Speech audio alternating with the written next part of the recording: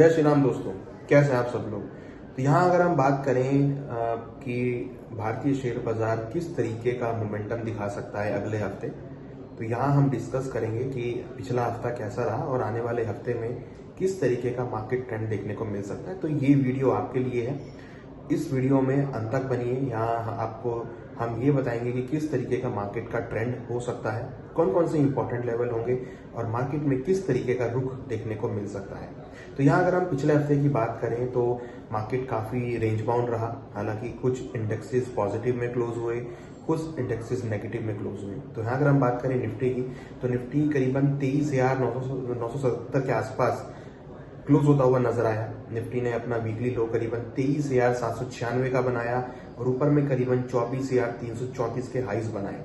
उसके बाद हमने देखा कि ऑलमोस्ट फ्लैट नोट पे क्लोज होता हुआ नजर आया।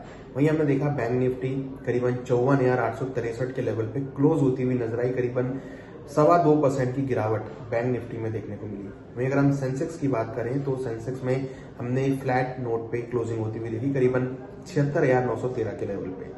वहीं हमने देखा कि रुपी यहाँ पर अगेन वीक होता हुआ नजर आया और उसने अपना रिकॉर्ड लो लेवल करीबन 95.33 का टेस्ट किया और 94.88 के लेवल पे क्लोज होता हुआ नजर आया। तो कहीं ना कहीं पिछला हफ्ता काफी वॉलेटाइल रहा, क्योंकि पिछले हफ्ते हमने बहुत सारे डेटा देखे, बहुत सारी अनाउंसमेंट्स, बहुत सारे स्टेटमेंट्स यूएस और ईरान की तरफ आती हुई देखी।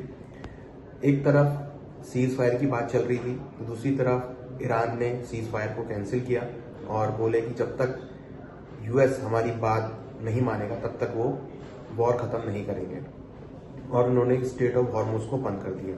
उसके बाद हमने देखा क्रूड के भाव इंक्रीज हो गए। पिछले 4 महीनों में क्रूड के भाव करीबन 81% बढ़े हैं। तो कहीं ना कहीं भारतीय बाजारों में क्रूड के भावों का एक इम्पैक्ट आता हुआ दिख रहा है। हालांकि सबसे इंपॉर्टेंट इवेंट जो है वो बंगाल के इलेक्शन है, जिसका रिजल्ट आपको 4 तारीख को आता हुआ दिखाई देगा, मीन सोमवार को आता हुआ दिखाई देगा। तो हमने देखा कि काफी एक रेंज बाउंड मोमेंटम रहा और मार्केट अब कहीं ना कहीं यूएस ईरान के वॉर की तो पे जो भी डिस्कशन है, जो भी स्टेटमेंट है उसकी तो वेट कर ही रहा है, प्लस बंगाल के इलेक्शन को भी लेकर काफी सुगबुगाहट है मार्केट के अंदर में, जिसको देखकर लगता है कि उसी से आगे मार्केट का ट्रेंड डिसाइड होता हुआ दिखाई देगा। हालांकि ग्लोबल परिप्रेक्ष्य की बात करें तो क्रूड ऑयल के भाव काफी इंपॉर्टेंट रहेंगे। क्रूड ऑयल का मोमेंटम काफी इंपॉर्टेंट रहेगा, क्योंकि उससे सेंट्रल बैंक्स की मॉनेटरी पॉलिसी डिसाइड होगी। तो अगले हफ्ते अगर हम बात करें तो इंपॉर्टेंट लेवल्स की अगर हम बात करें तो निफ्टी में इंपॉर्टेंट लेवल करीबन डाउन साइड में सपोर्ट 23,800 है और हायर साइड में 24,300 है। वहीं अगर हम बैंक निफ्टी की बात करें तो बैंक निफ्टी में इंपॉर्टेंट सपोर्ट 52,000 के आसपास है और रजिस्टर्स करीबन 56,000 के आसपास है। वहीं अगर हम सेंसेक्स की बात करें तो यहाँ पर इंपॉर्टेंट सपोर्ट 75,000 है, हायर साइड में 78,000 है। तो ये रेंज हमें लगता है कि इक्विटी मार्केट में हो सकती है।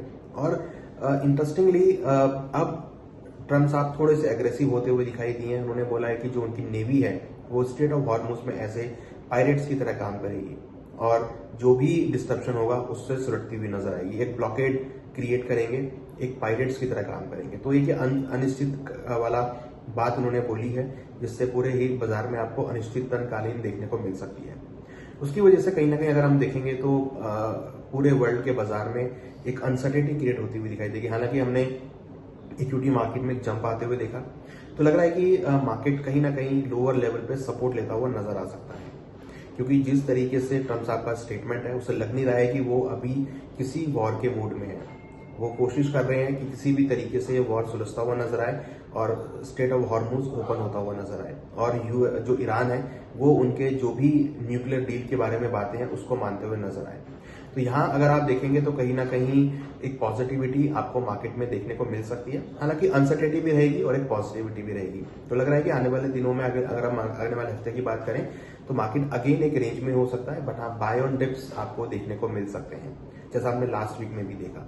हालांकि वॉलेटिलिटी था लास्ट वीक, बट वहां पे निचले स्तरों पे खरीदारी भी देखने को मिली है।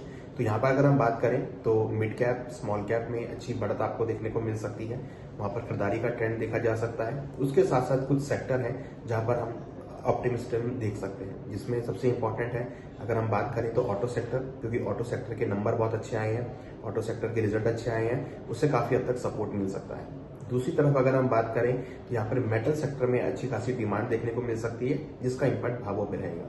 तीसरा सेक्टर अगर हम बात करें तो डिफेंस और एआई, जहां पर हम काफी अट्रैक्शन आते हुए देख रहे हैं, तो डिफेंस और एआई के अंदर भी काफी अच्छी अपॉर्चुनिटी देखने को मिल सकती है और रिकवरी वहां पर देखी जा सकती है। तो आने वाले हफ्ते में अगर हम बात करें ओवरऑल, तो मार्केट का आउटलुक साइडवेज टू पॉजिटिव रहेगा, जहां पर मार्केट अपने सपोर्ट लेवल के आसपास एक अच्छी बाइंग अपॉर्चुनिटी अमर्ज होती हुई दिखाई दे सकती है।